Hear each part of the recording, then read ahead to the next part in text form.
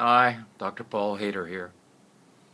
You know, a lot of times we forget that we have God living inside our heart, and we ask for things, like I want to be a great public speaker, or I want to quit smoking, and we wonder where the willpower is going to come from. But, the willpower is deep inside of us. It's always there. And all we have to do is grab hold of the infinite field of energy, the God, the Christ consciousness, the Buddha, the love, which is deep down inside. And when we do that, how can we deny that that energy, that love, does not have power? How can we deny that power? But it's been done many times before, in many different spiritual writings that talks about the fact that, before the cock crows, you will deny me 3 times. Well, we deny that still small voice infinitesimal times every day.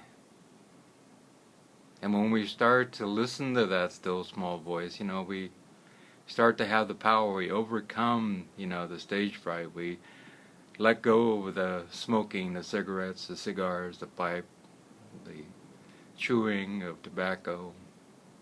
And we find that we do what we need to do in a way to create peace inside. We go back to our meditation. We go back to eating right. We go back to exercising, and we find great peace. I know a man who has known for a long time he has to do something in order to make a living in his life, but he keeps searching, thinking he's going to be this great person. All of a sudden he's going to be the head of some company, and he's not surrendering. And surrender is also necessary. Sometimes we got to do what we need to do in a godlike manner. Sometimes instead of being the head of a company, and I knew lots of people who were working in menial jobs but loved it, because they were there basically doing something and being at peace and one with the infinite nature of who they were deep down inside, and everything was okay. But when we have a lot of ego, I've got to be the head of some company, and I've got to make lots of money, it keeps us locked in fear and wanting something in the future of desire, and there's no peace in that. And we keep going out there for our peace. We keep going out there for our joy instead of finding joy deep down inside. And we keep looking for that love, which is, we think it's out there somewhere, and my former wife should have loved me more, and I love children, but I don't want to give up the smoking, and all those different things, excuses for not loving ourselves and doing what we know is the right thing to do deep down inside. We all know what that is. We all know when we should surrender.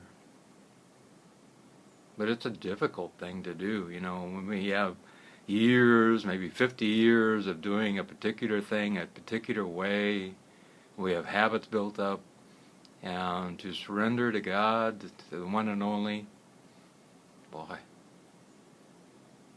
that is a tearful experience, because we have to let go and let God and kiss the feet of Jesus, Buddha, Muhammad, Krishna, all the great avatars that have come, and just say, I am a humble servant.